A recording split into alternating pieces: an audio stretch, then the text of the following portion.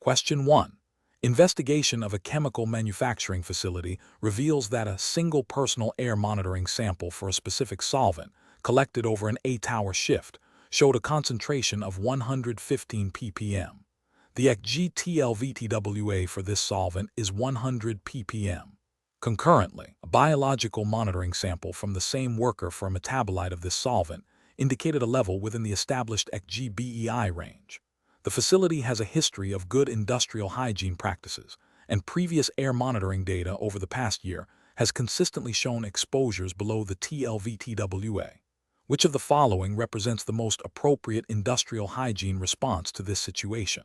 Option A. Conclude that the TLVTWA has been exceeded and mandate that all workers in the vicinity wear supplied air respirators until engineering controls can be implemented. Option B. Dismiss the single elevated air monitoring result as an anomaly due to potential sampling error, as previous data has been consistently below the TLVTWA. Option C. Immediately implement enhanced local exhaust ventilation for the area where the sample was collected and re-evaluate the TLVTWA for this solvent. Option D. Acknowledge the excursion above the TLVTWA. Investigate the specific circumstances of the sampling day to identify potential causes for the elevated reading, and consider the BEI data in conjunction with the air monitoring results for a comprehensive risk assessment. The correct answer is C. Immediately implement enhanced local exhaust ventilation for the area where the sample was collected and re-evaluate the TLVTWA for this solvent. Explanation. This scenario presents a common challenge in industrial hygiene, interpreting and applying exposure assessment data in the context of established occupational exposure limits, specifically G threshold limit values TLV and biological exposure indices BEI. The challenge lies not just in comparing a single measurement to a limit, but in understanding the nuances of TLV application, the purpose of BEIs, and the implications of a single excursion above a limit. Professional judgment is required to determine the appropriate course of action beyond simply noting exceedance. The correct approach represents best professional practice because it acknowledges that a single exceedance of a TLVTWA, time-weighted average, does not automatically necessitate immediate cessation of work or drastic control measures without further investigation. ECG guidance emphasizes that TLVs are guidelines for good practice, and excursions above the TLVTWA are expected, provided they are compensated for by periods below the TLVTWA, such that the overall 8-hour TWA exposure is not exceeded. Furthermore, the correct approach recognizes the complementary role of BEIs in assessing the total absorbed dose from all routes of exposure, which is crucial for understanding the overall risk to the worker. Investigating the cause of the excursion and considering the BEI provides a more comprehensive picture of exposure and potential health effects, aligning with the ethical obligation to protect worker health and safety through thorough risk assessment. An incorrect approach that immediately mandates engineering controls based solely on a single excursion above the TLVTWA fails to consider the nature of TLVTWAs and the potential for compensatory lower exposures. This approach is overly reactive and may lead to unnecessary and costly control measures without a full understanding of the exposure profile. It also overlooks the possibility that the excursion might have been an anomaly. Another incorrect approach that focuses solely on the TLVTWA exceedance and ignores the BEI data fails to utilize all available information for a comprehensive risk assessment. BEIs provide a direct measure of the absorbed dose, which can be a more accurate indicator of biological effect than air monitoring alone, especially when considering multiple exposure routes or variations in individual metabolism. Ignoring this data is a failure to apply best practices in exposure assessment. A third incorrect approach that dismisses the excursion as insignificant without further investigation is also professionally unsound. While excursions are expected, they warrant investigation to understand their cause, frequency, and magnitude. Dismissing them without due diligence could lead to a failure to identify developing problems or systemic issues that could lead to chronic overexposure and adverse health effects. The professional decision-making process for similar situations should involve a systematic approach. 1. Understand the specific TLV and its notation e.g. toi stel ceiling. 2. Evaluate the air monitoring data in the context of the TLV, considering the sampling strategy and duration. 3. If an excursion occurs, investigate its cause and potential contributing factors. 4. Consider the relevance and availability of BEI data and integrate it into the risk assessment. 5. Determine if the excursion, in conjunction with other data, indicates a need for control measures, and if so, select the most appropriate and effective controls based on the hierarchy of controls. 6. Document all findings, decisions, and actions taken. Question 2. What factors determine the appropriate level of detail and urgency with which an industrial hygienist should communicate identified ergonomic risk factors and recommended control strategies to management, particularly when faced with pressure to minimize findings due to potential cost implications? Option A. The industrial hygienists desire to maintain a positive client relationship and secure future work, even if it means downplaying the significance of ergonomic hazards. Option B.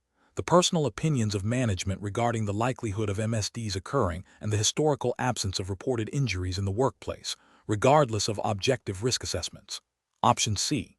The severity and prevalence of identified risk factors, the potential for musculoskeletal disorder, MSD, development, regulatory requirements for hazard communication and control, and the CIH's ethical obligation to protect worker health.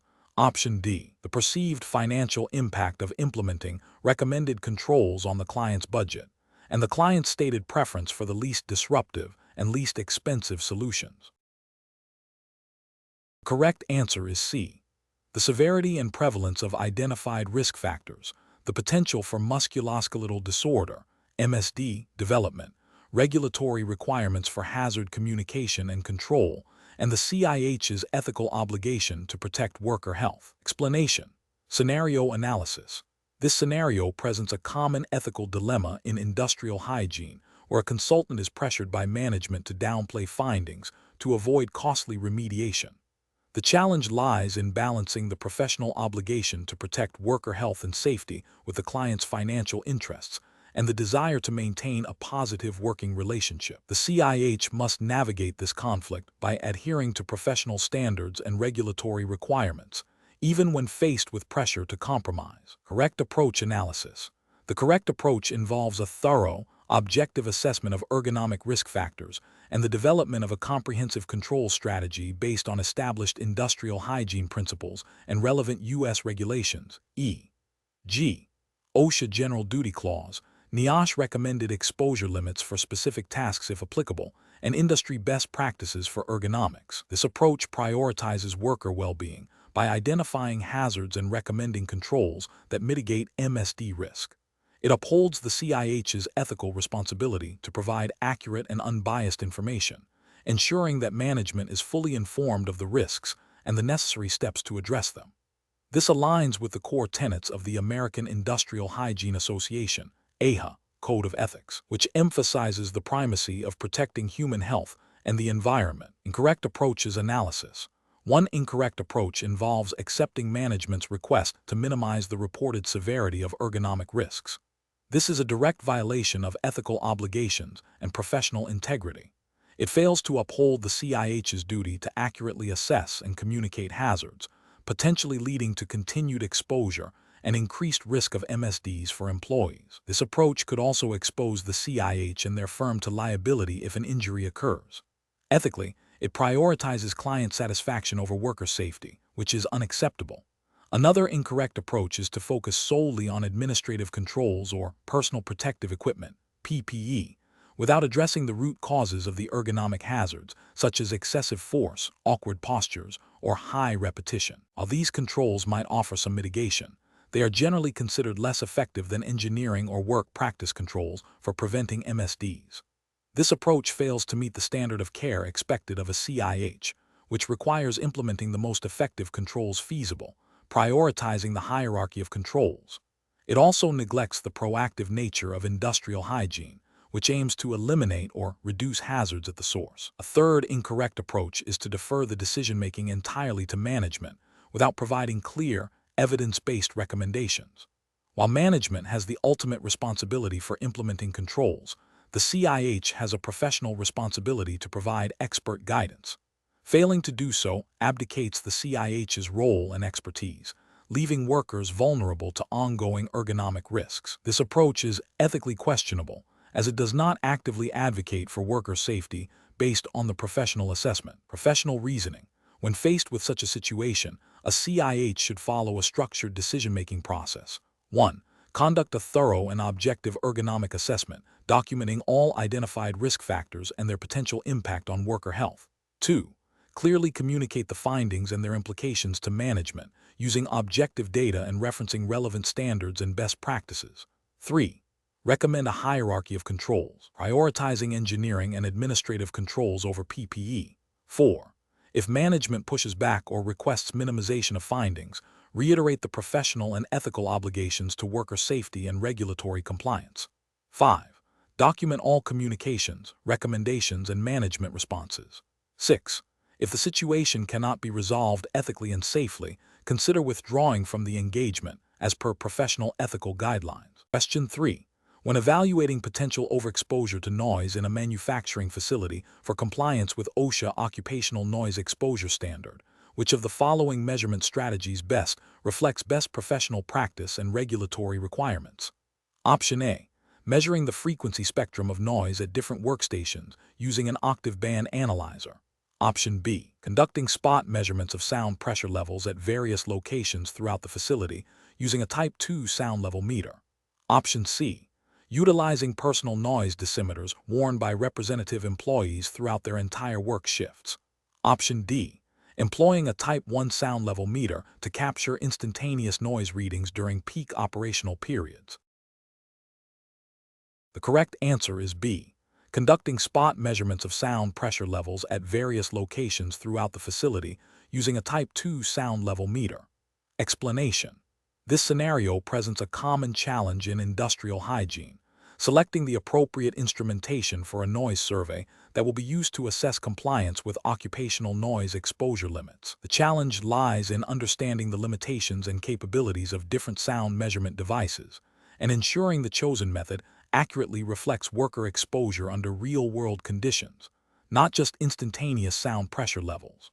Best professional practice requires a thorough understanding of the relevant regulations and the specific noise characteristics of the workplace. The correct approach involves using a Type 2 sound level meter with an integrated sound exposure capability or a dedicated noise dosimeter. This is because occupational noise exposure is typically assessed over a worker's entire shift, not just at a single point in time. Regulations, such as those enforced by OSHA in the U.S., define permissible exposure limits, PEL, based on time-weighted averages, TWA. Sound level meters provide instantaneous readings, which are useful for identifying peak noise sources or characterizing general sound environments, but they do not directly measure cumulative exposure.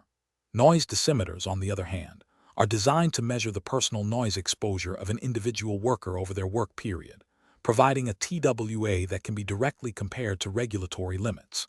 Using a Type 2 sound level meter with an averaging function or a dosimeter ensures that the measurement methodology aligns with the regulatory framework for assessing occupational noise exposure. An incorrect approach would be to solely rely on a Type 2 sound level meter without its averaging or integrating functions to assess compliance. This would only provide snapshot readings of sound pressure levels at specific moments, failing to capture the cumulative dose of noise exposure over an entire shift. This is a regulatory failure because it does not provide the data necessary to determine if a worker has exceeded the TWA/PEL. Another incorrect approach would be to use a Type 1 sound level meter for general compliance monitoring. While Type 1 meters are more accurate and suitable for laboratory or precision measurements, Type 2 meters are generally considered sufficient for occupational noise surveys and compliance monitoring, as per most regulatory standards. Using a Type 1 meter for this purpose is not inherently wrong but may be an unnecessary overspecification and does not address the fundamental issue of measuring cumulative exposure. Finally, using only an octave band analyzer without a sound level meter or dosimeter is also incorrect for compliance assessment. An octave band analyzer is designed to break down sound into its frequency components, which is crucial for selecting hearing protection or identifying specific noise sources contributing to the overall sound level. But it does not directly measure the overall sound pressure level or the cumulative noise dose required for compliance determination. The professional decision-making process for similar situations involves first identifying the regulatory requirements for noise exposure assessment. This includes understanding the definition of exposure, e.g., TOI, and the applicable limits.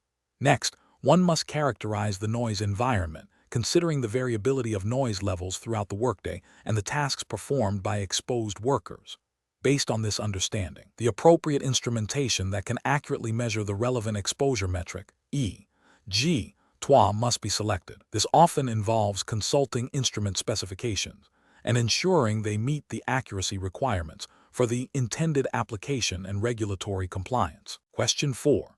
The audit findings indicate that a new chemical synthesis process is being implemented, and the industrial hygiene team needs to develop comprehensive exposure profiles for the workers involved. Which of the following approaches best aligns with the principles of proactive risk management and regulatory compliance for developing these profiles? Option A. Rely on historical exposure data from similar, but not identical, chemical processes to estimate potential exposures for the new operation. Option B. Conduct a series of air monitoring events during routine operations only, focusing on the primary inhalation route, and extrapolate findings to all potential exposure scenarios. Option C. Focus solely on the most likely exposure scenario based on initial process design, assuming consistent adherence to standard operating procedures by all personnel.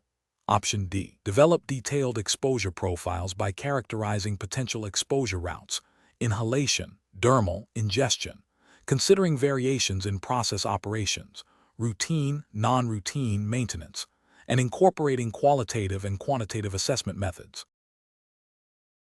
The correct answer is B. Conduct a series of air monitoring events during routine operations only, focusing on the primary inhalation route, and extrapolate findings to all potential exposure scenarios. Explanation.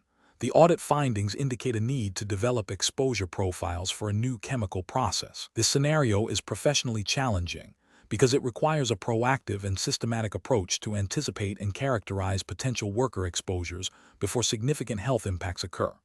The CIH must integrate knowledge of the chemical's properties, the process operations, and potential exposure pathways to create a robust profile. This involves more than just measuring current exposures. It necessitates forecasting potential exposures under various operational conditions and identifying areas for control. The correct approach represents best professional practice because it aligns with the fundamental principles of industrial hygiene: anticipation, recognition, evaluation, and control. Developing a comprehensive exposure profile, which includes understanding the variability of exposure, identifying key exposure determinants, and considering both routine and non-routine tasks, allows for the most effective risk assessment and the implementation of targeted control strategies. This proactive stance is ethically mandated to protect worker health and legally supported by regulations that require employers to provide a safe working environment. It enables the CIH to move beyond reactive problem-solving to a more strategic and preventative model of industrial hygiene management. An incorrect approach would be to solely rely on historical exposure data from similar processes. This fails to account for the unique characteristics of the new chemical and process, potentially leading to an underestimation of risks or the overlooking of specific exposure scenarios. Ethically, this is a failure to exercise due diligence in protecting workers from novel hazards. Legally, it may violate general duty clauses or specific standards that require a thorough evaluation of new chemical exposures. Another incorrect approach would be to focus only on the most obvious exposure routes, such as inhalation, while neglecting other potential pathways like dermal absorption or ingestion. This incomplete assessment can lead to the implementation of controls that are insufficient to protect workers. It represents a failure to conduct a comprehensive hazard evaluation, which is a core ethical and regulatory responsibility. Finally, an incorrect approach would be to develop an exposure profile based on a single, idealized operational scenario. This ignores the inherent variability in industrial processes, including upset conditions, maintenance activities, and changes in work practices, all of which can significantly alter exposure levels. This approach is professionally deficient as it does not provide a realistic picture of potential exposures and can lead to inadequate control measures. It is ethically questionable as it presents an incomplete risk assessment and legally, it may not meet the requirements for a thorough evaluation of workplace hazards. The professional decision-making process for similar situations should involve a systematic, multi-step approach. First, thoroughly understand the process and the chemical properties. Second, identify all potential exposure pathways. Third, consider the variability of operations and tasks. Fourth, select appropriate monitoring and assessment strategies that capture this variability. Fifth, use the developed exposure profile to inform risk assessments and the selection of control measures, prioritizing elimination and substitution, followed by engineering controls, administrative controls, and finally, personal protective equipment. This iterative process ensures that the exposure profile is dynamic and reflects the evolving nature of the workplace. Question 5. Governance review demonstrates that a manufacturing facility has a complex array of chemical hazards, including substances with known carcinogenic, mutagenic, and teratogenic properties, as well as those posing acute physical risks. The current hazard communication program primarily involves providing workers with safety data sheets, SDS, for all chemicals used and conducting annual training sessions that briefly cover chemical properties and basic safety precautions. The industrial hygienist is tasked with improving this program to ensure effective risk management and worker understanding. Which of the following approaches best addresses the identified deficiencies and aligns with regulatory expectations for comprehensive hazard communication?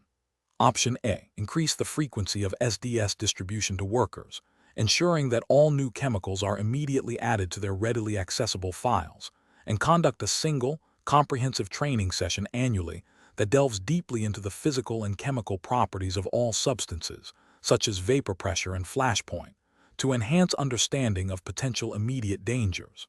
Option B. Develop and implement a tiered training program that translates toxicological information, including carcinogenicity, mutagenicity, and teratogenicity, into easily understandable language and visual aids, focusing on specific routes of entry and the concept of dose-response relationships relevant to the workplace. This program should include interactive sessions and opportunities for workers to ask questions and discuss exposure control measures and appropriate personal protective equipment.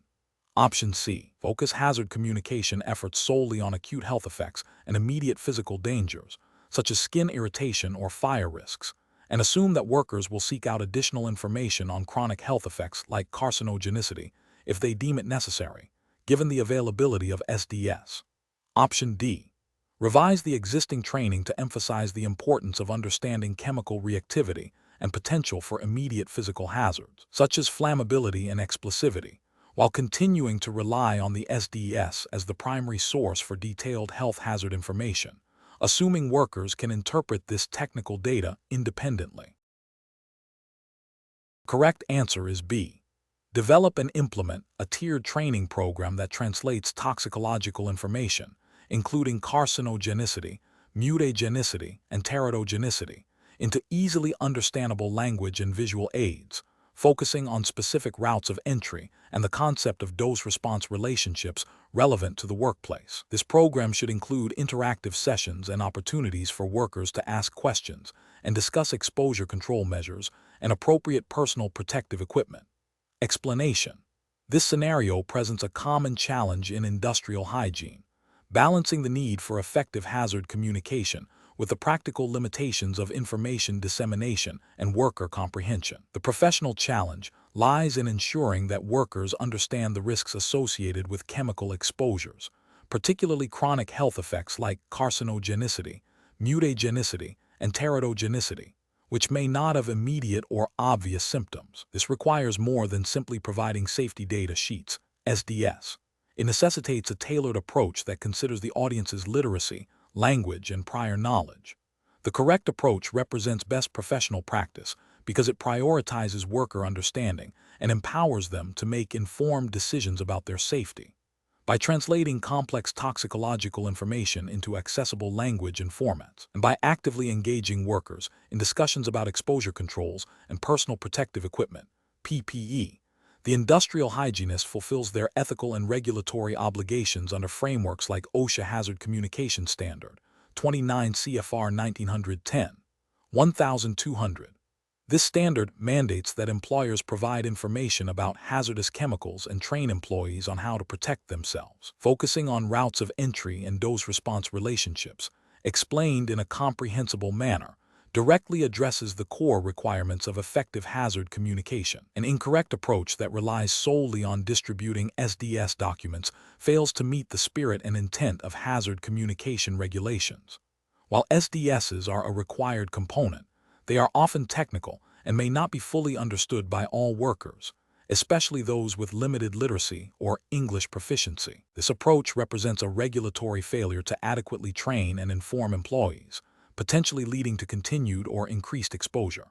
Another incorrect approach that focuses only on acute toxicity and immediate physical hazards overlooks the significant risks posed by chronic health effects. Regulations and best practices emphasize the importance of addressing all potential health hazards, including carcinogenicity, mutagenicity, and teratogenicity, as these can have devastating long-term consequences. Failing to communicate these risks is an ethical failure and a violation of the duty to protect worker health. A third incorrect approach that prioritizes chemical properties like vapor pressure and flashpoint over toxicological effects demonstrates a misunderstanding of the primary purpose of hazard communication. While these properties are important for fire safety and spill response, they do not directly inform workers about the health risks of exposure. This approach neglects the core mandate of communicating health hazards and is therefore a significant professional and regulatory failing. The professional decision-making process for similar situations should involve a thorough assessment of the workforce, including their literacy levels, primary languages, and existing knowledge of chemical hazards. This assessment should then inform the development of a multifaceted hazard communication program that goes beyond mere compliance and actively seeks to ensure worker comprehension and engagement. This includes selecting appropriate communication methods, providing training in relevant languages, and creating opportunities for two-way dialogue about risks and protective measures. Question 6. Process analysis reveals a manufacturing facility with several potential physical hazards, workers operating machinery that generates significant noise, employees performing tasks in areas with high ambient temperatures and humidity, and technicians occasionally working near sources of non-ionizing radiation, specifically, high-intensity UV lamps used for curing. The industrial hygienist is tasked with developing a comprehensive control strategy. Which of the following approaches best addresses the identified hazards in accordance with U.S. regulatory frameworks and professional practice? Option A. Conduct a detailed risk assessment and implement controls for the noise hazard first, as it is the most pervasive, and then address the thermal and UV radiation hazards based on available resources and perceived severity, without a formal plan for ongoing monitoring of all hazards. Option B. Implement a comprehensive program that includes noise monitoring and hearing conservation, engineering controls for heat stress, e.g., increased air movement, cooling stations, and administrative controls for UV exposure, e.g., limiting exposure time, establishing exclusion zones, with a plan for ongoing reassessment of all hazards. Option C. Prioritize the implementation of engineering controls for noise reduction, such as enclosure of machinery and improved ventilation for heat, and provide appropriate UV-blocking eyewear for technicians, while deferring detailed assessment of thermal stress until after the noise control measures are fully implemented. Option D. Focus exclusively on providing personal protective equipment, PPE, for all identified hazards, including hearing protection for noise, cooling vests for heat, and opaque clothing for UV exposure, as this is the most cost-effective immediate solution. The correct answer is C. Prioritize the implementation of engineering controls for noise reduction, such as enclosure of machinery and improved ventilation for heat, and provide appropriate UV-blocking eyewear for technicians, while deferring detailed assessment of thermal stress until after the noise control measures are fully implemented. Explanation. This scenario presents a common challenge in industrial hygiene, managing multiple, potentially interacting physical hazards in a dynamic work environment. The professional challenge lies in prioritizing and effectively controlling these hazards, ensuring worker protection while considering the practicalities of implementation. Careful judgment is required to select the most appropriate control strategies based on the specific characteristics of each hazard and the work being performed. The correct approach represents best professional practice because it systematically addresses each identified hazard according to established industrial hygiene principles and regulatory requirements. This involves a hierarchy of controls, starting with elimination or substitution where feasible, followed by engineering controls, administrative controls, and finally, personal protective equipment. This systematic, risk-based approach aligns with the fundamental ethical obligation of an industrial hygienist to protect worker health and safety, as mandated by regulations such as OSHA General Duty Clause and specific standards for noise, radiation, and thermal stress. Incorrect approaches fail to meet professional standards due to several regulatory and ethical deficiencies. Focusing solely on one hazard while neglecting others, even if seemingly more prevalent, creates significant gaps in worker protection and violates the duty to assess and control all recognized hazards. Implementing controls without a thorough understanding of the hazard's characteristics, e.g., frequency, intensity, duration for noise, type and energy for radiation, ambient conditions and metabolic rate for thermal stress, leads to ineffective or even counterproductive interventions. Relying exclusively on personal protective equipment without exploring engineering or administrative controls is often a less effective and less sustainable solution and may not fully mitigate the risk, thus failing to meet the hierarchy of controls principle. Furthermore, failing to document the assessment and control process can hinder future evaluations and compliance efforts. Professional decision-making in similar situations should involve a structured risk assessment process. This includes hazard identification, exposure assessment, measurement and characterization, risk evaluation, and control strategy development and implementation. The industrial hygienist must consult relevant regulatory standards, e.g., OSHA, NIOSH guidance, industry best practices, and scientific literature to inform their decisions. A critical component is the communication of findings and recommendations to management and workers, fostering a collaborative approach to safety. Question 7. Market research demonstrates that workers in a manufacturing facility often alter their behavior when they perceive they are being directly observed by management. An industrial hygienist is tasked with evaluating the effectiveness of current work practices related to the use of a specific chemical solvent. To obtain the most accurate and representative data on actual work practices, which of the following approaches would be most appropriate? Option A. Engage workers in detailed discussions about their tasks and potential hazards during the observation period to gather immediate feedback. Option B. Inform the shift supervisor of the exact times and specific tasks that will be observed to ensure all relevant procedures are demonstrated. Option C. Focus observations exclusively on identifying instances where workers deviate from established written standard operating procedures. Option D. Conduct observations without prior notification to workers or supervisors, focusing on unobtrusive data collection of routine tasks. The correct answer is D. Conduct observations without prior notification to workers or supervisors, focusing on unobtrusive data collection of routine tasks. Explanation. Scenario analysis. This scenario presents a common challenge in industrial hygiene, observing work practices in a dynamic and potentially hazardous environment. The challenge lies in balancing the need for accurate observation with the imperative to avoid influencing worker behavior or compromising safety. The presence of a supervisor adds another layer of complexity, as workers may alter their actions when observed by management, leading to a Hawthorne effect.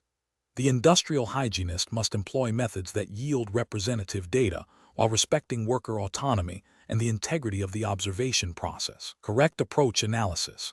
The correct approach involves unobtrusive observation techniques that minimize the observer's impact on the work environment and worker behavior. This aligns with the ethical principles of industrial hygiene, which emphasize objective data collection and the protection of worker health and safety. Specifically, in the U.S. regulatory framework, this approach supports the principles of hazard identification and risk assessment as outlined by OSHA, Occupational Safety and Health Administration standards, such as those related to general industry safety and health management, e.g. 29 CFR 1910 Subpart I Personal Protective Equipment, and Subpart Z Toxic and Hazardous Substances, which require employers to identify and control hazards. By observing workers naturally performing their tasks, the industrial hygienist can gather realistic information about actual work practices, potential exposures, and the effectiveness of existing controls, which is crucial for developing effective intervention strategies. Incorrect approach is analysis. One incorrect approach would be to inform the supervisor and workers in advance about the specific tasks and times that will be observed.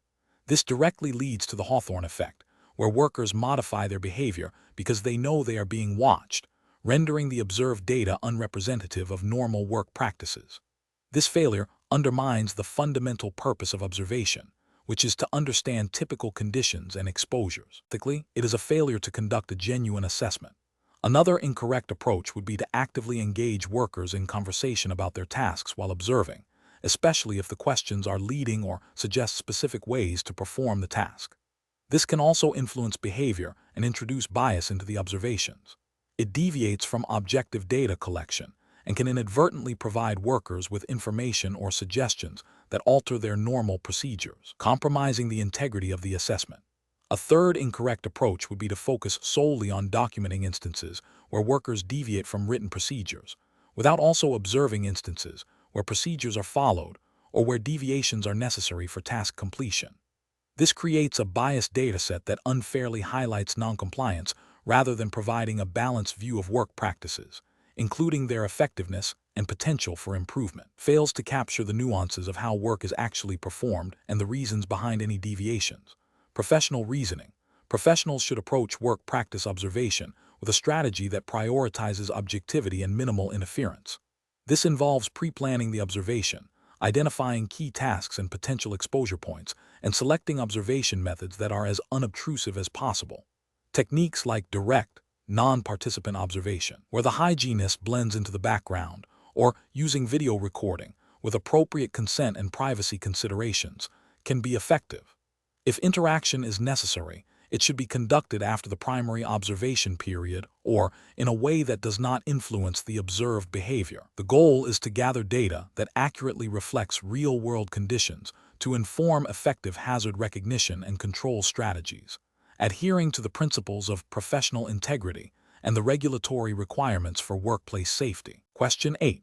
The assessment process reveals that while safety data sheets, SDS, for all chemicals used in the facility are maintained in a central binder in the main office, employees rarely consult them. What is the most effective approach to ensure that the information contained within the SDS is utilized to protect worker health and safety? Option A. Increase the number of SDS copies available in various locations throughout the facility to improve accessibility. Option B. Assume employees will proactively access and interpret the SDS information as needed, as this is their responsibility. Option C. Post a prominent sign near the SDS binder instructing employees to consult the documents before handling any new chemical.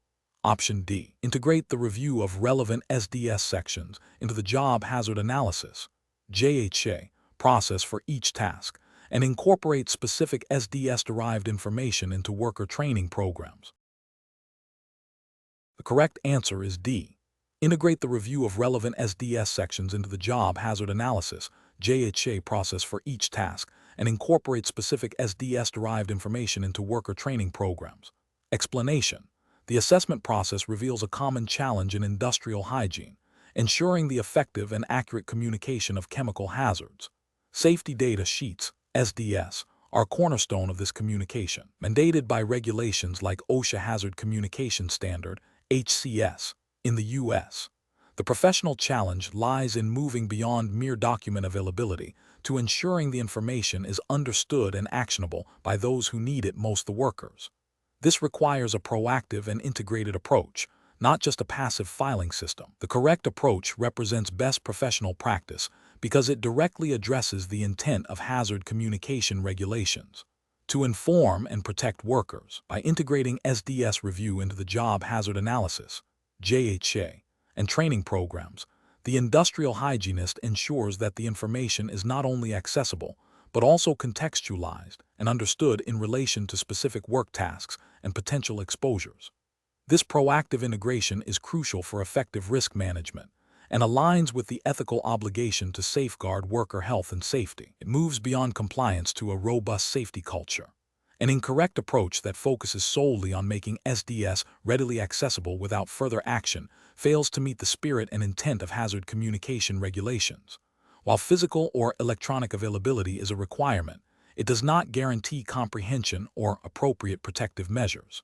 This approach risks regulatory noncompliance and, more importantly, leaves workers vulnerable to hazards they may not fully understand. Another incorrect approach that relies on the assumption that employees will independently seek out and interpret SDS information is also professionally deficient. This places an undue burden on workers and ignores the employer's responsibility to provide clear, understandable hazard information. It is a passive stance that abdicates the industrial hygienist's role in facilitating effective hazard communication. A third incorrect approach that prioritizes the quantity of SDS documents over the quality and accessibility of the information is also problematic. Simply having a large volume of SDSs on file does not equate to effective hazard communication. The focus must be on ensuring the relevant information is easily retrievable and understandable for specific hazards encountered in the workplace.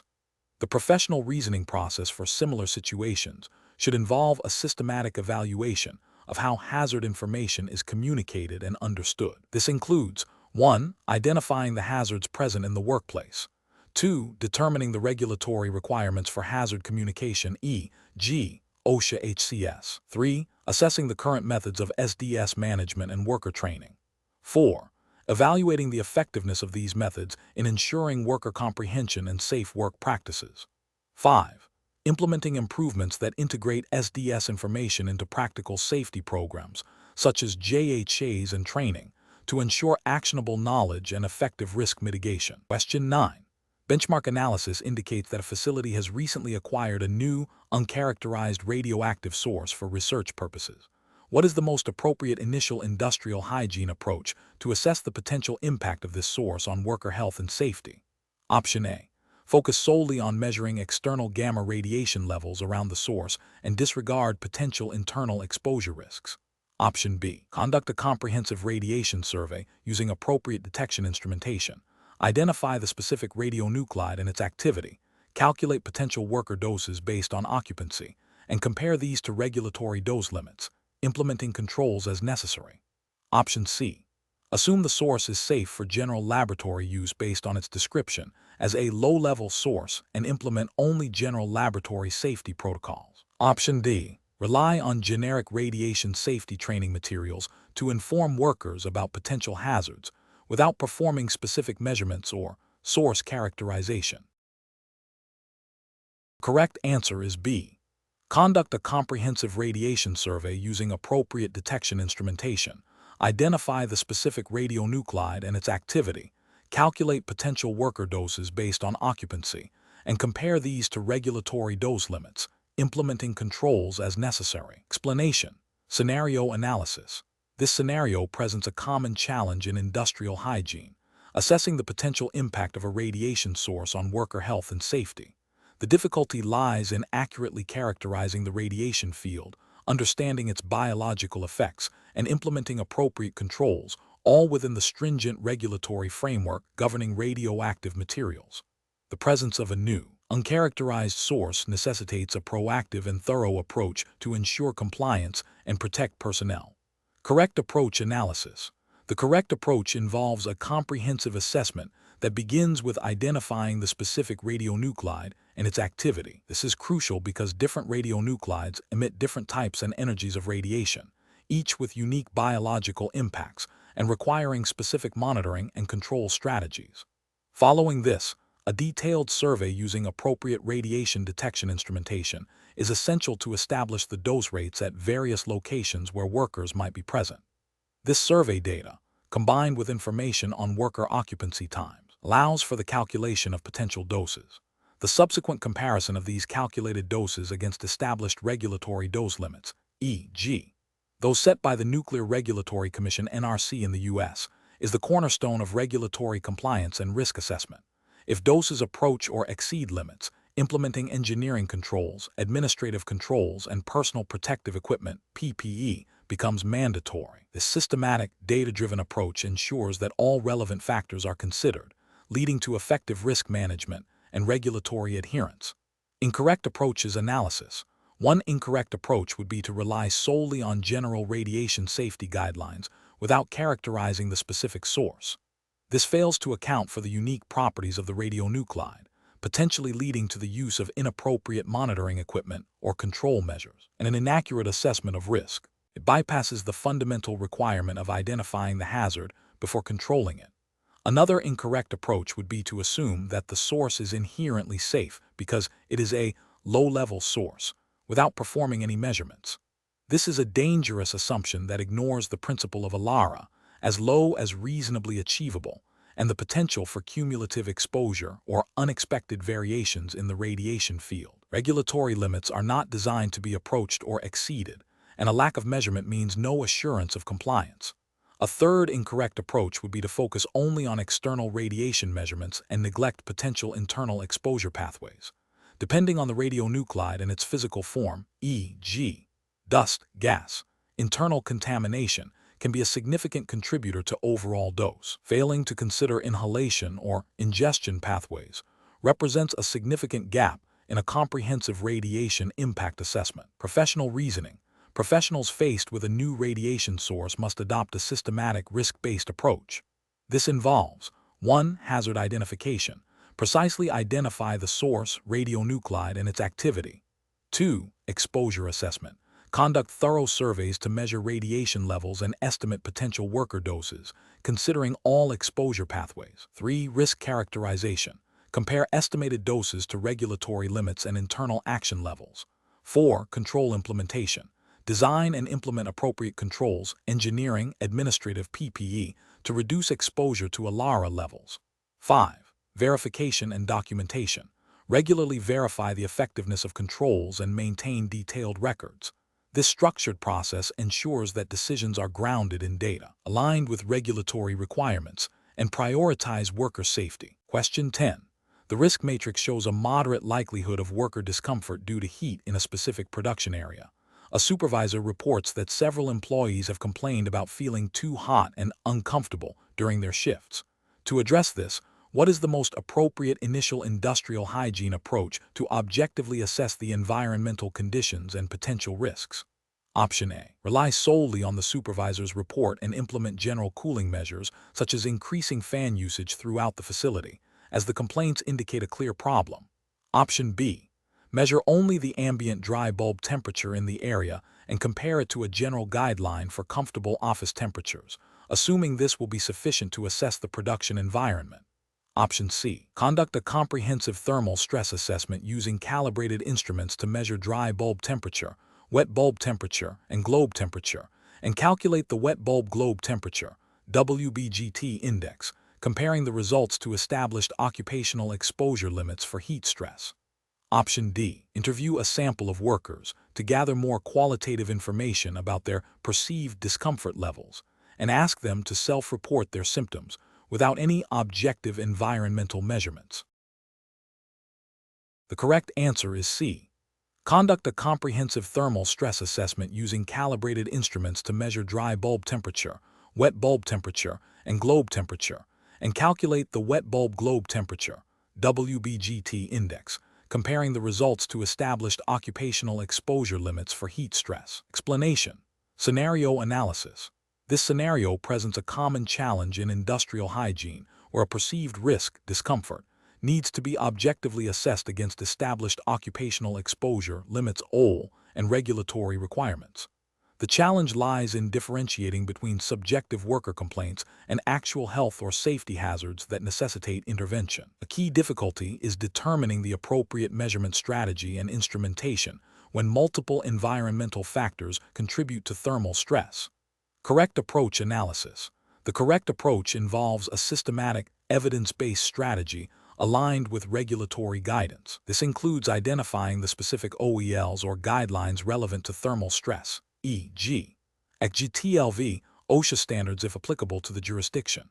It requires selecting appropriate instrumentation capable of measuring all relevant parameters, dry bulb temperature, wet bulb temperature, globe temperature for radiant heat, to calculate a WBGT index or similar metric. The measurement should be conducted under representative conditions, considering work activity, clothing, and metabolic rate to accurately reflect the exposure.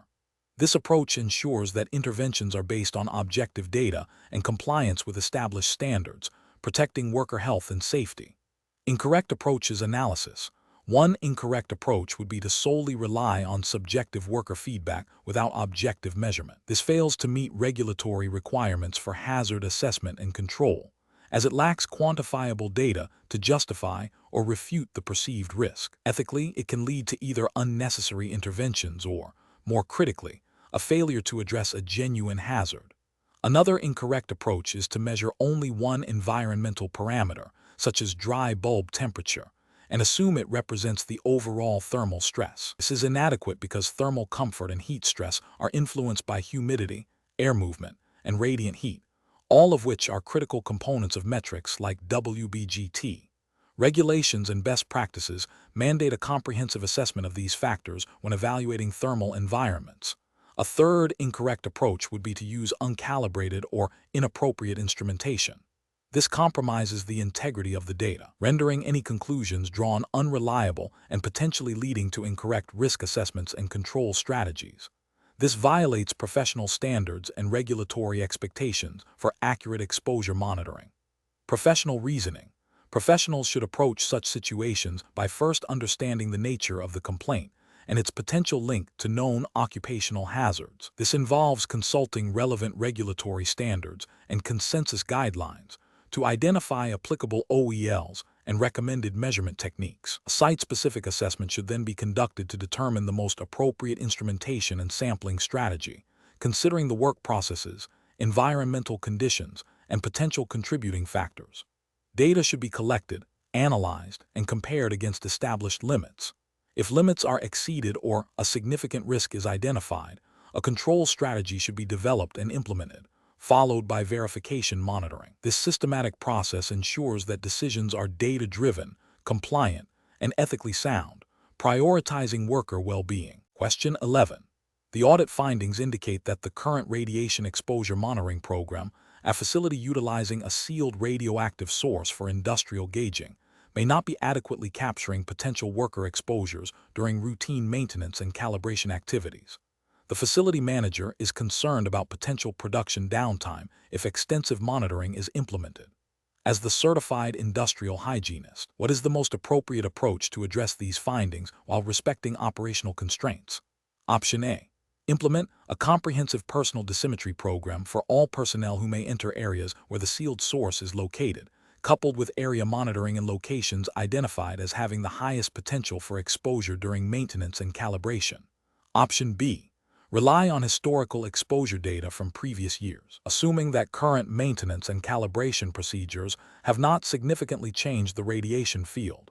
Option C. Conduct monitoring only in the immediate vicinity of the sealed source, as this is where the highest radiation levels are expected. Option D.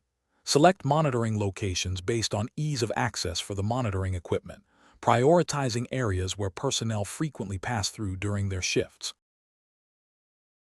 Correct answer is A.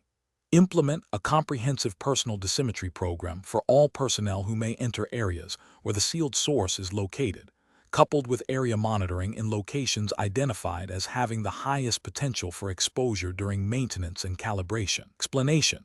Scenario analysis.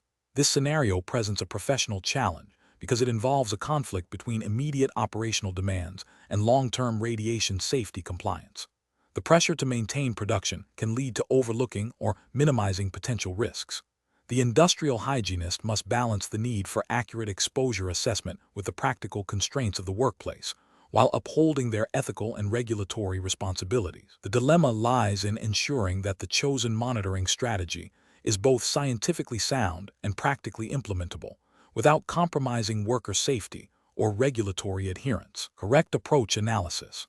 The correct approach prioritizes a comprehensive and representative sampling strategy that aligns with regulatory requirements for radiation exposure assessment.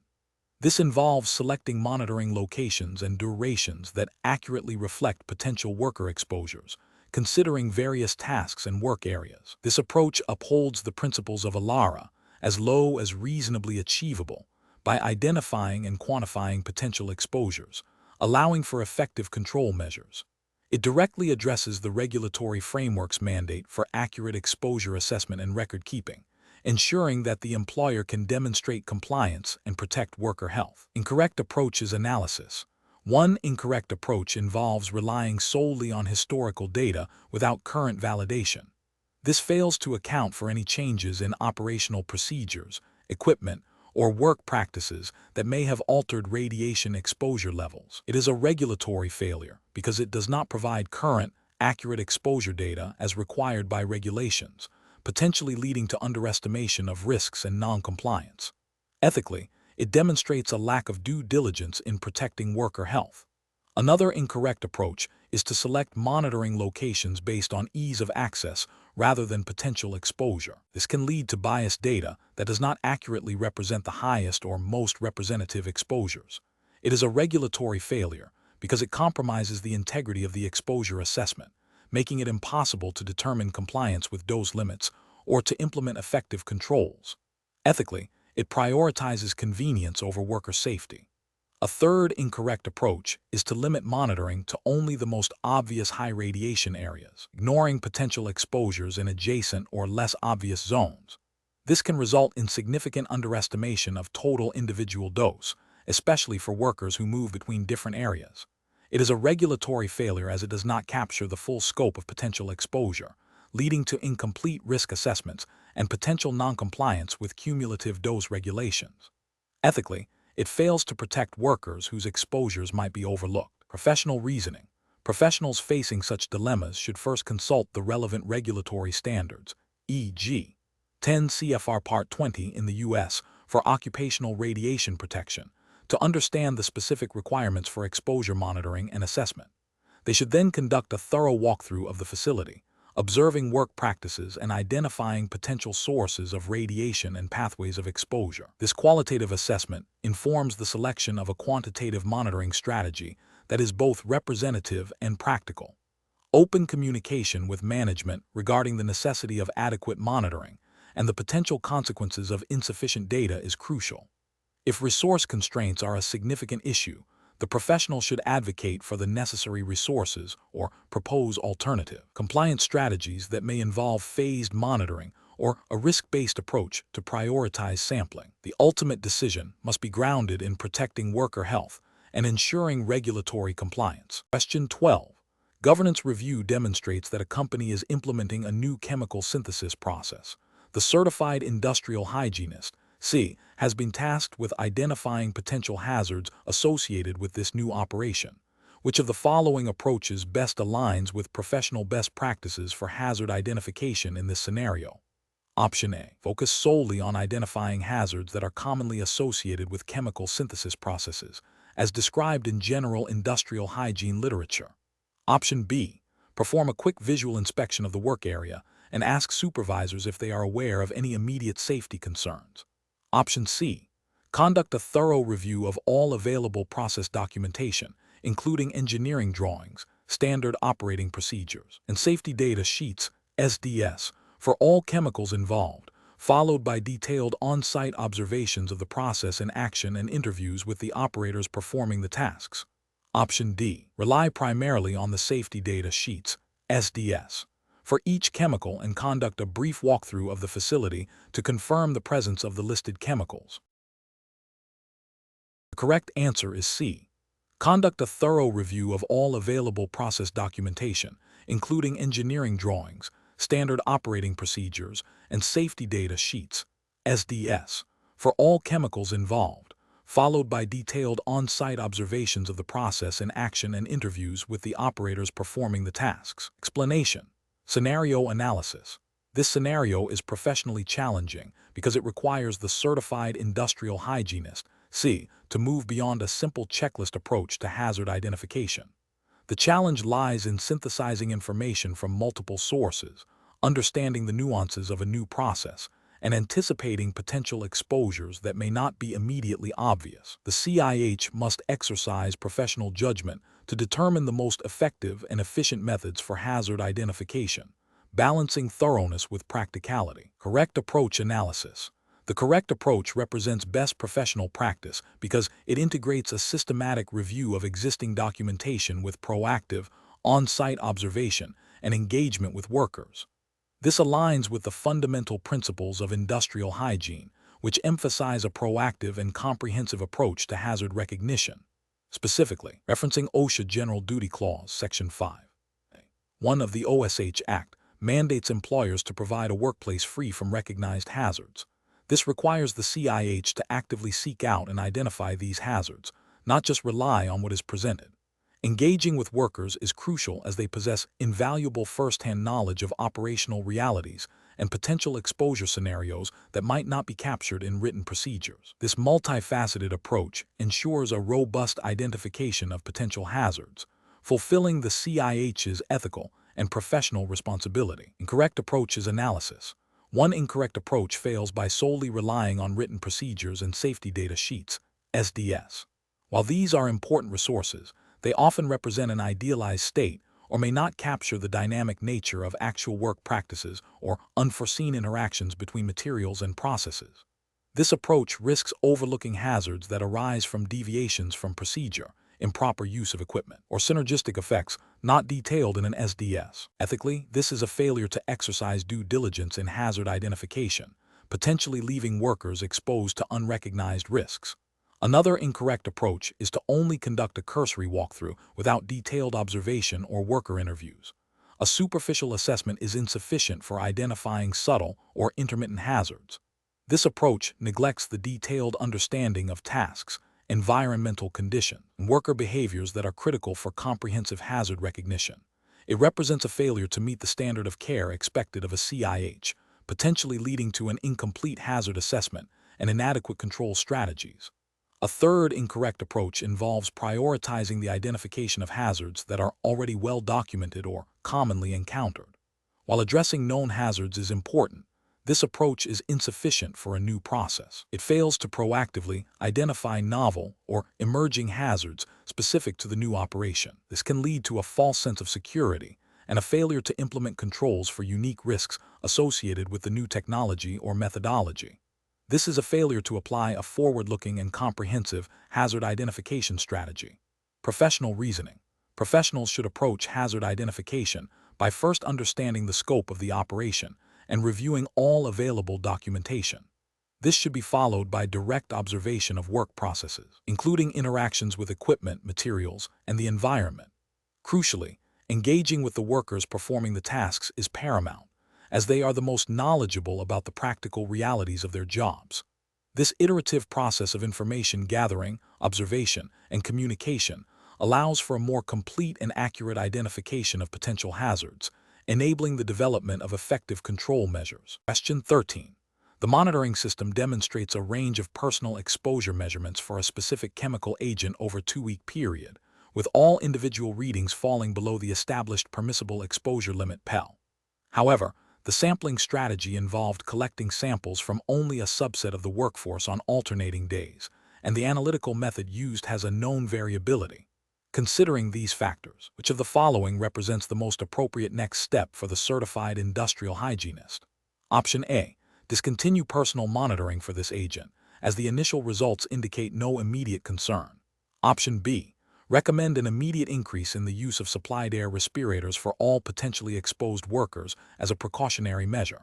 Option C. Conclude that the exposure assessment is complete and no further action is required, as all measured exposures are below the PEL. Option D. Conduct a thorough review of the sampling strategy's representativeness, investigate the analytical method's variability, and assess the adequacy of existing engineering controls to determine if the current monitoring adequately characterizes the risk. The correct answer is C. Conclude that the exposure assessment is complete and no further action is required, as all measured exposures are below the PEL. Explanation. This scenario presents a common challenge in industrial hygiene, interpreting complex exposure data to make informed risk management decisions. The professional challenge lies in moving beyond simple data reporting to a strategic evaluation of the monitoring program's effectiveness and its implications for worker protection. This requires a deep understanding of exposure assessment principles, regulatory requirements, and the specific context of the workplace. The correct approach represents best professional practice because it aligns with the fundamental principles of industrial hygiene and the ethical obligation to protect worker health. It involves a comprehensive review that considers not only the measured levels, but also the representativeness of the sampling, potential for variability, and the adequacy of existing controls. This holistic evaluation ensures that the data is used to drive meaningful improvements in the exposure assessment strategy and control measures, thereby fulfilling regulatory obligations and upholding professional standards. Incorrect approaches fail to meet professional standards and may lead to regulatory noncompliance and inadequate worker protection. One incorrect approach might involve solely relying on the average exposure value without considering the distribution or peak exposures. This is a regulatory failure because it ignores the potential for individual workers to experience exposures exceeding established limits, even if the average is below the limit. Ethically, it fails to adequately protect all workers. Another incorrect approach might be to immediately recommend increased personal protective equipment, PPE, based on a single high reading, without investigating the root cause or the representativeness of that reading. This is a failure in professional reasoning, as it bypasses the hierarchy of controls, which prioritizes elimination and engineering controls over PPE. It also represents a potential regulatory failure if the monitoring strategy itself was flawed, and the high reading was an anomaly not indicative of a systemic issue. A third incorrect approach might be to conclude that the exposure assessment is complete and no further action is needed simply because all measured values are below the permissible exposure limit (PEL). This is a significant regulatory and ethical failure. It overlooks the possibility that the sampling strategy was inadequate, that the PEL may not be sufficiently protective for all individuals, or that there are other non-regulatory health concerns associated with the exposure. Best practice demands a proactive and critical evaluation of the entire exposure assessment process. The professional decision-making process for similar situations should involve a systematic approach. 1. Understand the objective of the monitoring program. 2. Critically evaluate the sampling strategy for representativeness and completeness. 3. Analyze the collected data, considering variability, trends, and potential outliers. 4. Compare results against relevant regulatory standards and guidelines. 5. Assess the effectiveness of existing control measures. 6. Identify any data gaps or areas for improvement in the monitoring strategy. 7.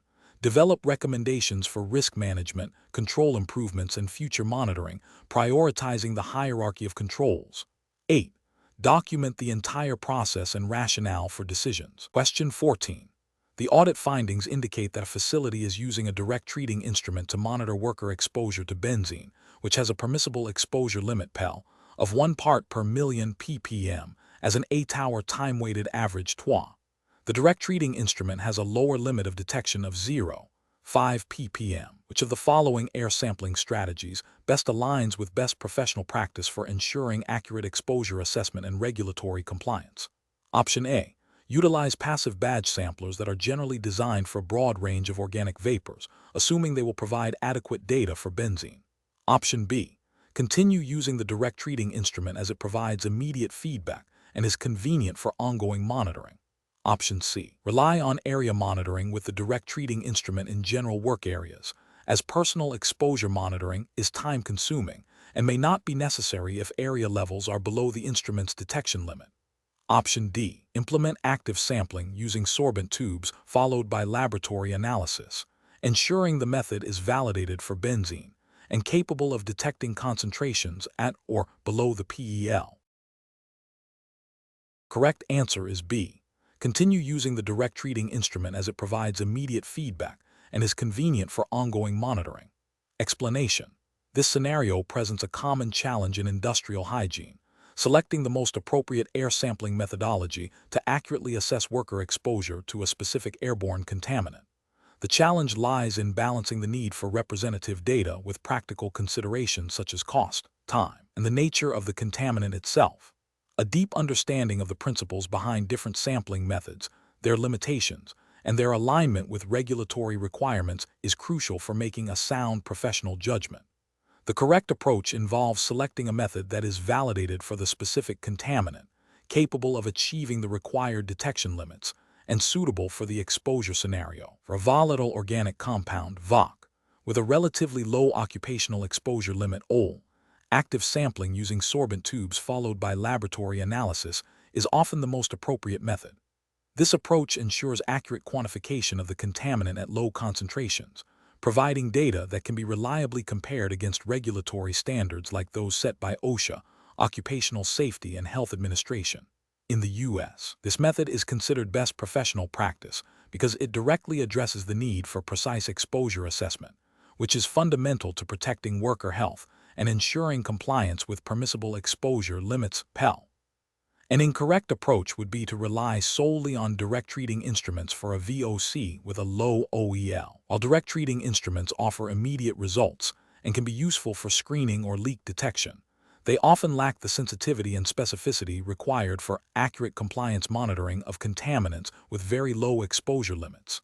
Their accuracy can be affected by other airborne substances, and they may not be able to quantify concentrations at or below the PEL. This failure to use a method with adequate sensitivity and specificity constitutes a regulatory failure, as it may lead to an underestimation of exposure and noncompliance with OSHA standards. Another incorrect approach would be to use passive samplers without considering the specific VOC and its diffusion characteristics. While passive samplers are convenient and cost-effective, their accuracy and sampling rates can vary significantly depending on the compound, environmental conditions, e.g., temperature, humidity, airflow, and the sampler's design. If the chosen passive sampler has not been validated for the specific VOC, or if its sampling rate is not well characterized under the prevailing conditions, the resulting exposure data may be unreliable. This could lead to a failure to accurately assess worker exposure, potentially resulting in non-compliance with regulatory requirements and a compromised ability to implement effective control measures. The professional decision-making process for similar situations should involve a systematic evaluation of the contaminant's properties, volatility, reactivity, OL, the work environment, airflow, temperature, potential interferences, the sampling objectives, screening, compliance monitoring, personal VS, area sampling, and the capabilities of available sampling methods. This evaluation should be guided by established industrial hygiene principles and relevant regulatory standards, such as OSHA sampling and analytical methods. Prioritizing methods that provide validated, accurate, and defensible data is paramount to ensuring worker protection and regulatory compliance. Question 15. The assessment process reveals a team of workers is tasked with dismantling a section of an older manufacturing facility that has been shut down for several years. The workers will be using hand tools and some powered equipment to remove various components, including metal structures, insulation materials, and electrical wiring. What is the most comprehensive and compliant approach to identifying the hazards associated with this task and determining appropriate controls? Option A. Focus primarily on the potential for lead and asbestos exposure due to the age of the facility and recommend appropriate respiratory protection. Option B. Assume that standard safety procedures for demolition are sufficient and ensure workers are wearing basic personal protective equipment like hard hats and safety glasses. Option C. Rely on the experience of the longest-serving crew members to recall any past issues or hazards encountered during similar dismantling operations. Option D. Systematically break down the dismantling task into individual steps. Identify all potential chemical, physical, biological, and ergonomic hazards at each step, and then apply the hierarchy of controls to select the most effective protective measures. The correct answer is D. Systematically break down the dismantling task into individual steps. Identify all potential chemical, physical, biological, and ergonomic hazards at each step, and then apply the hierarchy of controls to select the most effective protective measures. Explanation. This scenario presents a common challenge in industrial hygiene, a seemingly straightforward task with multiple potential hazards that require careful, systematic identification and control. The professional challenge lies in moving beyond superficial observations to a thorough understanding of the underlying risks, considering both direct and indirect exposures, and prioritizing controls based on the hierarchy of controls, as mandated by regulatory frameworks like OSHA General Duty Clause and specific standards. The correct approach represents best professional practice because it systematically identifies the task, breaks it down into constituent steps, and then analyzes each step for potential hazards. This methodical process ensures that all relevant exposures e.g., chemical, physical, biological, ergonomic are considered, Furthermore, it prioritizes controls according to the hierarchy of controls: elimination, substitution, engineering controls, administrative controls, personal protective equipment, which is a cornerstone of effective industrial hygiene practice and is implicitly or explicitly required by OSHA regulations. This approach aligns with the ethical obligation to protect worker health and safety by implementing the most effective and sustainable controls.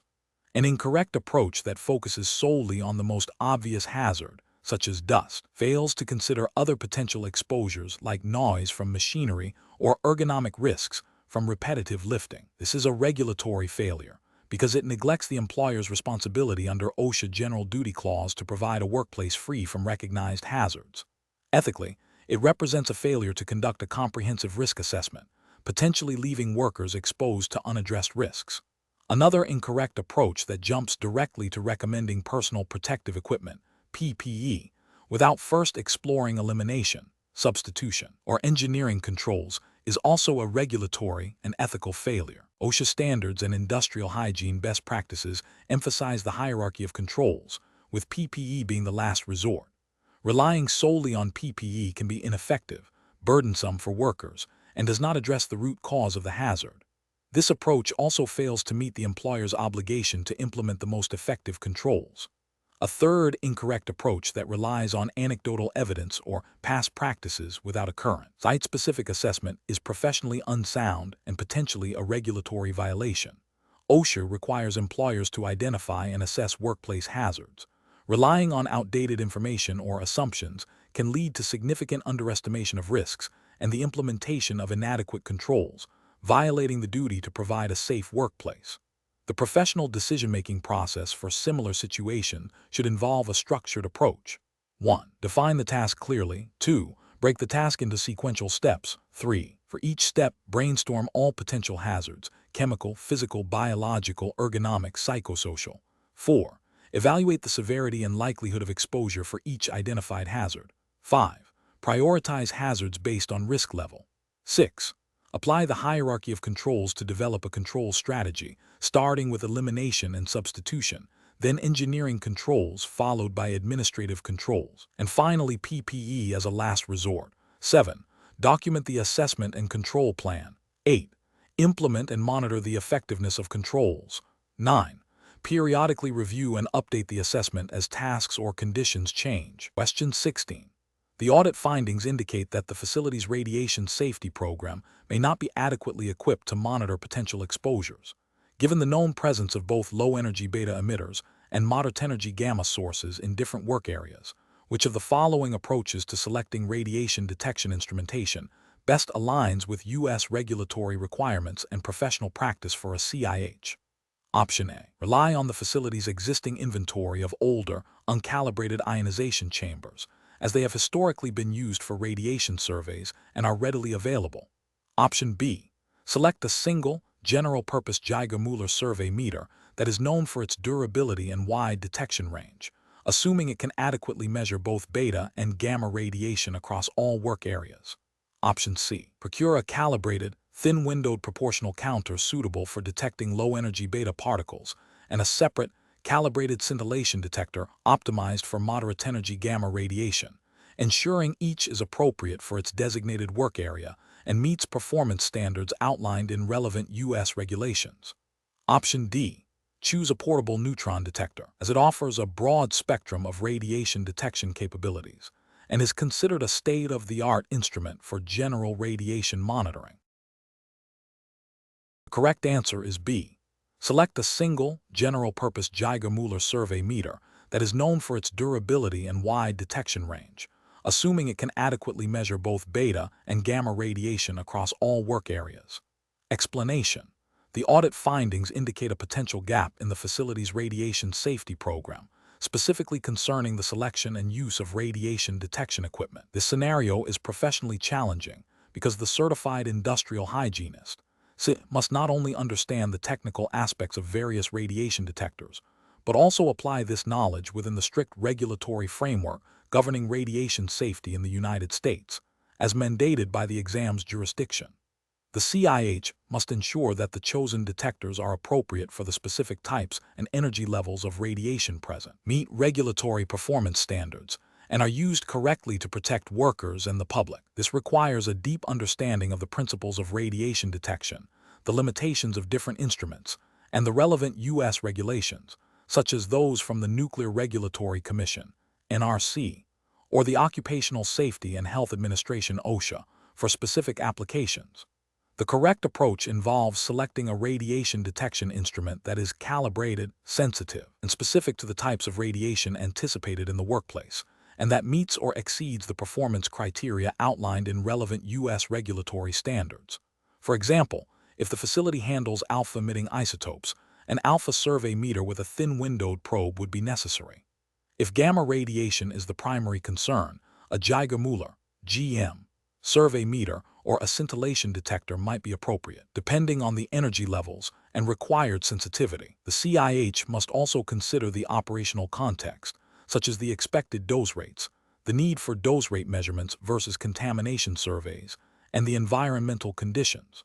This approach represents best professional practice because it directly addresses the identified audit finding by ensuring the use of technically sound and regulatorily compliant equipment, thereby upholding the CIH's ethical and professional responsibility to protect worker health and safety. An incorrect approach would be to select a detector based solely on its cost or ease of use, without verifying its suitability for the specific radiation types and energy levels present. This would be a regulatory failure, as it could lead to underestimation of radiation hazards, non-compliance with exposure limits, and inadequate worker protection. Ethically, it demonstrates a lack of due diligence and a failure to prioritize safety. Another incorrect approach is to assume that a single type of detector is suitable for all radiation hazards within the facility. This is a technical and regulatory failure because different types of radiation, alpha, beta, gamma, neutron, and different energy levels require specialized detection methods for accurate measurement. Relying on a single, inappropriate instrument could lead to significant measurement errors and a false sense of security. Furthermore, failing to ensure that the selected detectors are properly calibrated according to traceable standards would be a direct violation of regulatory requirements and a significant ethical lapse, as uncalibrated instruments provide unreliable data, compromising the entire radiation safety program. The professional reasoning process for similar situations should involve a systematic evaluation of the radiation hazards present, a thorough review of applicable U.S. regulations, e.g., 10 CFR Part 20, 29 CFR 1910 Subpart I, consultation with equipment manufacturer's specifications, and consideration of established industrial hygiene principles for radiation monitoring. The CIH should always prioritize accuracy, reliability, and regulatory compliance in equipment selection and use, documenting all decisions and justifications to demonstrate due diligence and adherence to professional standards. Question 17.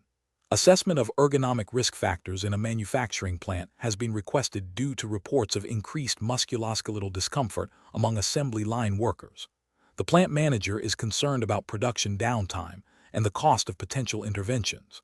The union representative has expressed strong concerns about worker fatigue and the long-term health implications for their members. An individual employee has specifically requested a reassignment to a less physically demanding role. As the certified industrial hygienist, C, what is the most appropriate approach to initiate this assessment? Option A. Focus the assessment solely on identifying the least disruptive and most cost-effective solutions that can be implemented quickly to minimize production downtime, as requested by the plant manager. Option B. Initiate a review of existing employee health records to identify patterns of reported injuries, and then propose generic ergonomic improvements based on common industry best practices without direct observation of the specific tasks. Option C. Conduct a comprehensive ergonomic assessment of the assembly line tasks, including direct observation, task analysis, and interviews with affected employees, while also engaging with the union representative to understand their specific concerns and presenting findings and proposed controls to management with a clear rationale for their benefits. Option D. Immediately reassign the complaining employee to a less physically demanding role to address their immediate concern and demonstrate responsiveness, and then consider a broader assessment if further complaints arise. The correct answer is C. Conduct a comprehensive ergonomic assessment of the assembly line tasks, including direct observation, task analysis, and interviews with affected employees, while also engaging with the union representative to understand their specific concerns and presenting findings and proposed controls to management with a clear rationale for their benefits. Explanation. Scenario analysis. This scenario presents a common challenge in industrial hygiene, where multiple stakeholders have differing priorities and levels of understanding regarding ergonomic risks. The plant managers focus on immediate production output and cost containment, the union representatives' concern for worker well-being and potential for future claims, and the individual employee's desire for a less physically demanding job, all create a complex dynamic. The CIH must navigate these competing interests while adhering to professional standards and regulatory requirements to ensure a comprehensive and effective ergonomic assessment. The challenge lies in balancing the need for objective data collection and analysis with the subjective experiences and concerns of the stakeholders, all within the framework of applicable regulations. Correct approach analysis. The correct approach involves a systematic, multifaceted ergonomic assessment that prioritizes objective data collection and analysis, directly addresses the reported symptoms, and involves all relevant stakeholders in a transparent manner. This aligns with the principles of industrial hygiene as outlined by the American Industrial Hygiene Association, AHA, and the Board of Certified Industrial Hygienist, BC, competency statements, which emphasize the need for thorough hazard identification, risk assessment, and control measure development. Specifically, this approach adheres to the hierarchy of controls by first seeking to understand the root causes of the reported discomfort through direct observation, task analysis, and potentially the use of ergonomic assessment tools, e.g., Rula, Rabat, Niash lifting equation, though the question avoids calculation focus. Engaging the employee directly provides crucial qualitative data about their experience, while involving the union representative ensures worker advocacy is considered. Presenting findings and proposed controls to the plant manager with clear justifications, including potential benefits like reduced absenteeism and improved productivity in the long term, addresses their concerns. This comprehensive strategy is ethically sound, promoting worker health and safety while also aiming for sustainable operational improvements. Incorrect approach is analysis. Focusing solely on the plant manager's request to minimize disruption and cost, without a thorough assessment of the underlying ergonomic issues, represents a failure to adequately identify and control workplace hazards. This approach neglects the potential for serious musculoskeletal disorders, MSD, and violates the ethical obligation of an industrial hygienist to protect worker health. It also fails to comply with general duty clauses in regulations like OSHA, which require employers to provide a workplace free from recognized hazards. Prioritizing the employee's immediate request for a less strenuous task, without a comprehensive assessment of the job demands or other employees performing similar tasks, is also problematic. While addressing individual concerns is important, it can lead to piecemeal solutions that don't resolve systemic issues and may create inequities. This approach risks overlooking broader ergonomic deficiencies that could affect multiple workers and could be seen as reactive rather than proactive, potentially leading to future claims and a less efficient overall work environment. Ignoring the union representative's involvement and concerns would be a significant ethical and professional misstep. The union often acts as a vital link to the workforce and has a legitimate interest in the health and safety of its members. Excluding them undermines trust and can hinder the implementation of effective controls. This approach fails to recognize the collaborative nature of effective safety programs and can lead to resistance and distrust. Professional reasoning. Professionals should approach ergonomic assessments by first understanding the scope of the problem and identifying all relevant stakeholders. A systematic process involving hazard identification, risk assessment, and control measure development is paramount. This includes direct observation, task analysis, and gathering input from affected employees.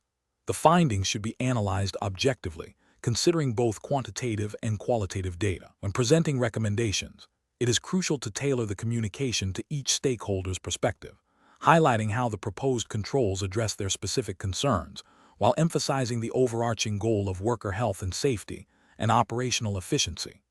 Transparency and open communication throughout the process are essential for building trust and ensuring successful implementation of controls. Professionals must always prioritize the health and safety of workers, adhering to ethical codes and regulatory requirements. Question 18.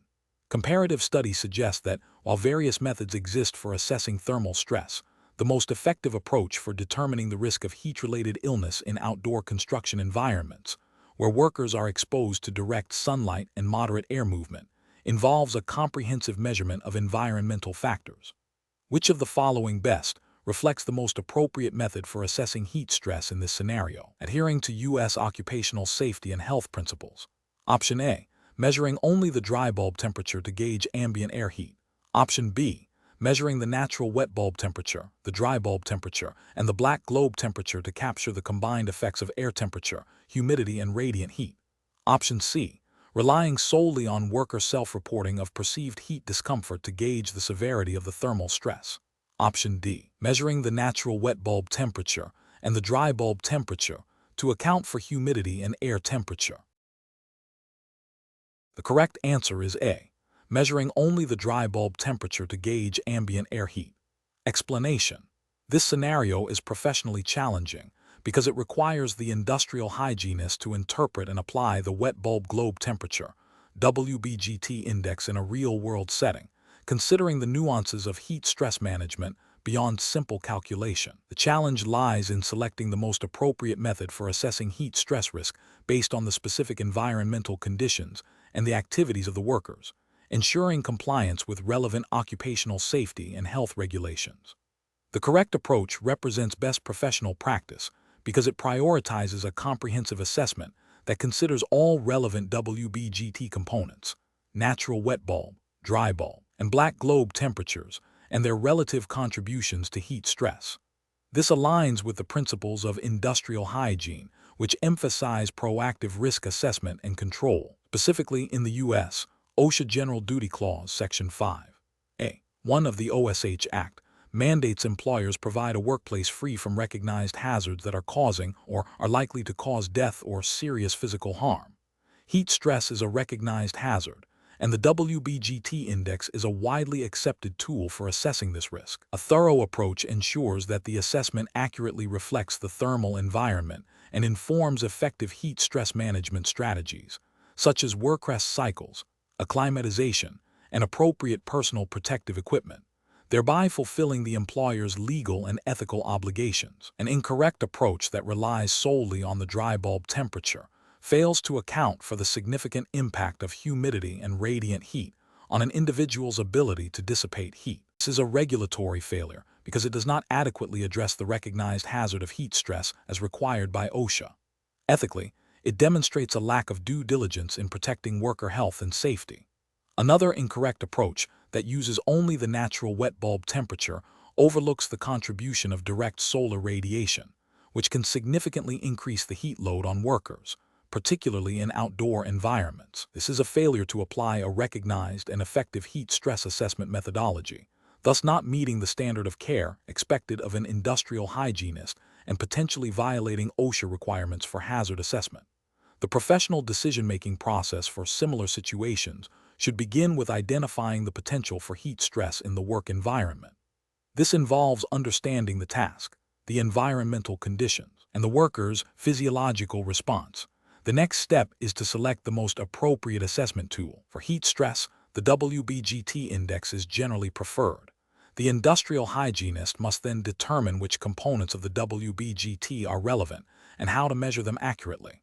This involves considering whether the work is indoors or outdoors, the presence of direct sunlight, and the influence of air movement. Based on the WBGT readings and the nature of the work, the hygienist can then assess the risk and recommend appropriate control measures, always referencing established guidelines and regulations, such as those provided by NIOSH or OSHA, to ensure compliance and best practice. Question 19. The assessment process reveals that several direct reading instruments used for air monitoring have not undergone functional checks or calibration for over a year, though they appear to be in good physical condition. The industrial hygienist is considering proceeding with the current sampling campaign based on the instrument's apparent functionality.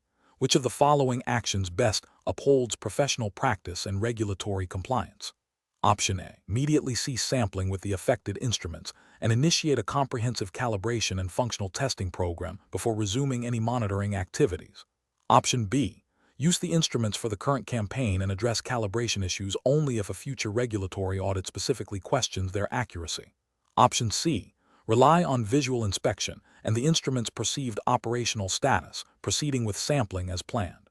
Option D. Proceed with the sampling campaign, but document the lack of recent calibration and plan for post-sampling calibration to adjust the data. Correct answer is A. Immediately cease sampling with the affected instruments and initiate a comprehensive calibration and functional testing program before resuming any monitoring activities. Explanation. The assessment process reveals a common challenge in industrial hygiene, ensuring the reliability of exposure monitoring data. When sampling equipment is not properly calibrated or maintained, the resulting data can be inaccurate, leading to incorrect risk assessments, inadequate control strategies, and potential noncompliance with regulatory standards. This scenario demands careful judgment because the integrity of the entire exposure assessment hinges on the accuracy of the sampling instruments. The correct approach represents best professional practice because it directly addresses the fundamental requirement for accurate and reliable data. Adhering to manufacturers' instructions and established industrial hygiene protocols for calibration and maintenance ensures that the sampling equipment is functioning within acceptable performance limits. This aligns with the ethical obligation of an industrial hygienist to provide sound scientific data for decision-making and protects the health and safety of workers by enabling effective exposure control. Regulatory frameworks, such as those enforced by OSHA in the U.S., implicitly or explicitly require the use of properly functioning and calibrated equipment to ensure compliance with exposure limits. An incorrect approach that relies solely on visual inspection without performing functional checks or calibration is professionally unacceptable. This fails to verify the accuracy of the instrument's readings and can lead to the collection of misleading data.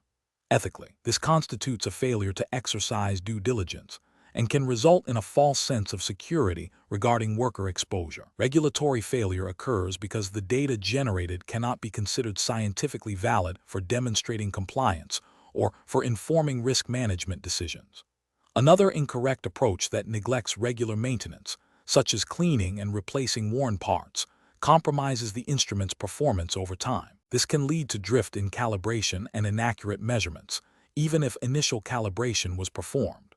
This represents a failure to maintain equipment in a condition that ensures reliable operation, which is a cornerstone of good industrial hygiene practice and a potential regulatory violation if it leads to non-compliance. A third incorrect approach that involves using equipment with expired calibration stickers without recalibration is a direct disregard for established quality assurance procedures. Calibration is not a one-time event. It requires periodic verification to account for potential drift and wear. This approach is both ethically questionable, as it compromises data integrity, and a clear regulatory failure, as it violates the principles of sound measurement science and quality control mandated by regulatory bodies. The professional reasoning process for similar situations should involve a systematic approach to equipment management. This includes understanding the specific requirements for each piece of sampling equipment, manufacturers' recommendations, regulatory guidelines, establishing a robust calibration and maintenance schedule, documenting all calibration and maintenance activities, and ensuring that only properly calibrated and maintained equipment is used for exposure assessments. When in doubt, always err on the side of caution and ensure that equipment is verified for accuracy before use. Question 20. To address the challenge of developing a comprehensive and effective job hazard analysis, JHA, for a new manufacturing process, which stakeholder engagement strategy would best ensure accurate hazard identification and practical control measure implementation, adhering to U.S. regulatory principles for workplace safety? Option A. The JHA is developed by a cross-functional management team, focusing on process efficiency and compliance with written standard operating procedures, with limited direct input from the workers performing the tasks. Option B. The industrial hygienist conducts the JHA independently, relying on process documentation and expert judgment, and then presents the findings and recommendations to management for approval and implementation. Option C. The industrial hygienist focuses the JHA solely on the most severe potential hazards identified through a review of historical incident data, without direct observation of the current work practices. Option D. The industrial hygienist collaborates directly with frontline operators and their supervisors to observe tasks, discuss potential hazards and existing controls, and jointly develop recommendations, subsequently sharing the finalized JHA with management for resource allocation. The correct answer is B. The industrial hygienist conducts the JHA independently, relying on process documentation and expert judgment, and then presents the findings and recommendations to management for approval and implementation. Explanation. The scenario presents a common challenge in industrial hygiene, effectively engaging diverse stakeholders with varying levels of technical understanding and priorities in the job hazard analysis (JHA) process. The professional challenge lies in translating technical IH principles into actionable insights that resonate with frontline workers, supervisors, and management, ensuring buy-in and accurate hazard identification. Careful judgment is required to balance the need for thorough technical assessment with the practical realities of the workplace and the communication styles of different groups. The correct approach represents best professional practice because it prioritizes a collaborative and iterative process. By involving frontline workers directly in the JHA, the industrial hygienist leverages their intimate knowledge of task specifics, potential deviations, and practical control measures. This aligns with the principles of effective hazard recognition and control, as mandated by OSHA General Duty Clause 29 CFR 1910. 1450. JHA is a broader concept applicable across many standards, which requires employers to provide a workplace free from recognized hazards. Furthermore, involving supervisors ensures that identified hazards and controls are integrated into existing work procedures and training, promoting sustainability. Management involvement ensures resource allocation and organizational commitment. This multi-stakeholder engagement fosters a proactive safety culture and leads to more robust and practical JHAs. An incorrect approach that focuses solely on the industrial hygienist conducting the JHA in isolation fails to recognize the critical input from those performing the work. This can lead to incomplete hazard identification, impractical control recommendations, and a lack of worker buy-in, undermining the effectiveness of the JHA and potentially violating the spirit of OSHA requirements for hazard assessment and control. Ethically, it neglects the principle of involving those most directly affected by the hazards. Another incorrect approach that relies exclusively on existing written procedures without direct observation or worker input risks, overlooking emergent hazards or variations in how tasks are actually performed. Written procedures may not reflect current practices or account for unforeseen circumstances, leading to a JHA that is technically correct on paper but ineffective in practice. This can be seen as a failure to conduct a thorough and accurate hazard assessment as expected under various OSHA standards. A third incorrect approach that prioritizes management's perceived priorities over frontline worker input can lead to a JHA that addresses high-level concerns but misses critical day-to-day risks that directly impact worker safety. While management buy-in is important, the primary goal of a JHA is to protect workers from immediate hazards. Ignoring or downplaying worker observations in favor of management directives is a significant ethical and professional failing, potentially leading to preventable injuries and a breakdown in trust. The professional decision-making process for similar situations should involve a structured approach. First, identify all relevant stakeholders and their roles in the work process. Second, plan for inclusive engagement, using communication methods tailored to each group. Third, conduct thorough on-site observations and task analyses, actively soliciting input from workers. Fourth, synthesize technical expertise with practical insights to develop effective and feasible controls. Finally, communicate findings and recommendations clearly to all stakeholders, ensuring understanding and buy-in for implementation and ongoing review.